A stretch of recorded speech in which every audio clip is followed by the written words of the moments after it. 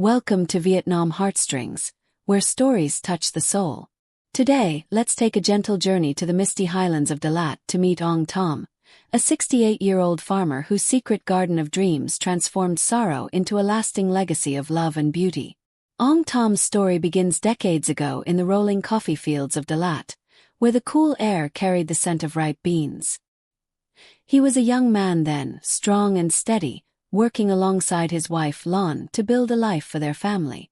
They had 2 children, a boy and a girl, and every evening after the harvest, Lon would point to wildflowers along the paths, her eyes sparkling. "One day," she'd say, "we'll have a garden full of color."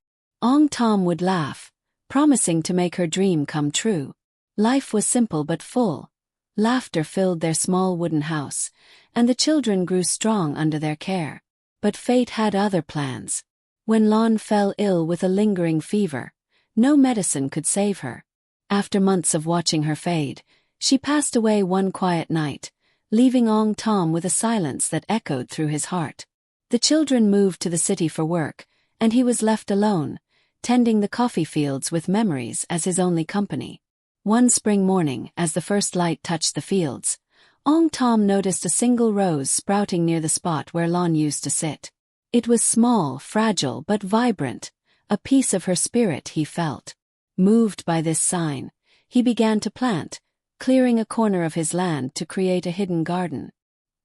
He gathered seeds from the market, roses for their boldness, daisies for their simplicity, and orchids for their elegance, each one a memory of Lan's favorites.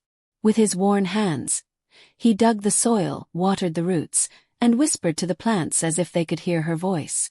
The garden grew slowly, a secret sanctuary amid the coffee trees, where he found solace in the colors that reminded him of her smile. Years passed, and the garden flourished, rows of red roses swaying in the breeze, clusters of white daisies dotting the ground, and rare orchids glowing under the highland sun. Ông Tâm worked alone, his back aching from bending over the plants, his fingers calloused from pruning. He faced challenges. Neighbors grumbled, calling it a waste of fertile land, and storms often tore through, scattering petals and breaking stems. There were nights he sat by the garden, tears mixing with the rain, doubting if this was worth the pain. Yet, each morning he returned, driven by Lan's memory and a quiet hope. One rainy afternoon, a tourist named Maria, a painter from Italy, lost her way on a hike. She stepped into the garden, her breath catching at the sight. "It's like paradise," she exclaimed, pulling out her sketchbook.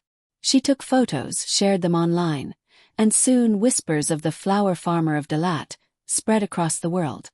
Visitors began arriving, elderly couples seeking peace, young families with curious children, even artists capturing the colors on canvas. Ông Tâm welcomed them with shy smiles, offering tea from his small kettle, and sharing tales of Lon and the flowers she loved. The garden's fame brought new life, but also new struggles. The crowd sometimes trampled the plants, and Ông Tâm aging body struggled to keep up. He considered giving up, but then his grandson Min, a 16-year-old with dreams of city lights, came home for a visit. Seeing the garden, Min asked, "Grandpa, can I help?" At first, Ông Tâm hesitated.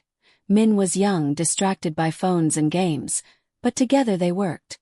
Ông Tâm taught him to prune the roses, water the orchids, and mend the fences.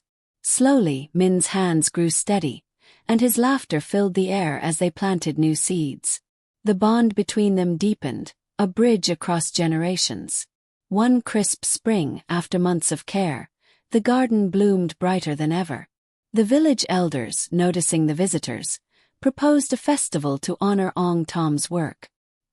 He agreed, though nervously, and spent weeks preparing, repairing paths, arranging flowers, and even carving a small wooden sign with Lan's name.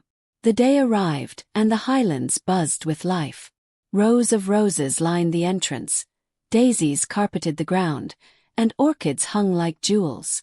Children ran through the paths, an old man painted a picture, a woman played a soft tune on a flute, and a young girl approached Ông Tâm, hugging him tightly. "You made me happy," she said, her voice trembling with gratitude. The village cheered, and as the sun set, Ông Tom felt Lan's presence, as if her spirit danced among the petals.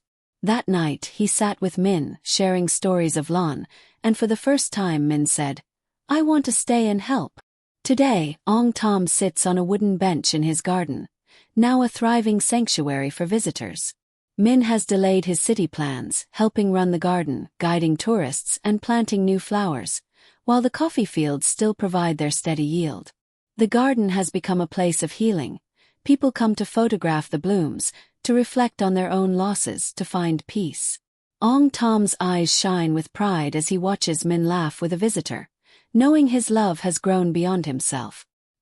His story reminds us that even in the deepest sorrow, beauty can bloom, and love can plant seeds for the future.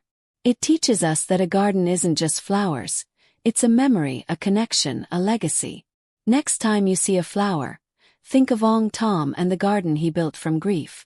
What beauty do you create in your life? What memories do you nurture? Share your thoughts below, and let's keep weaving stories that warm our hearts. Until next time, feel the heartstrings of Vietnam.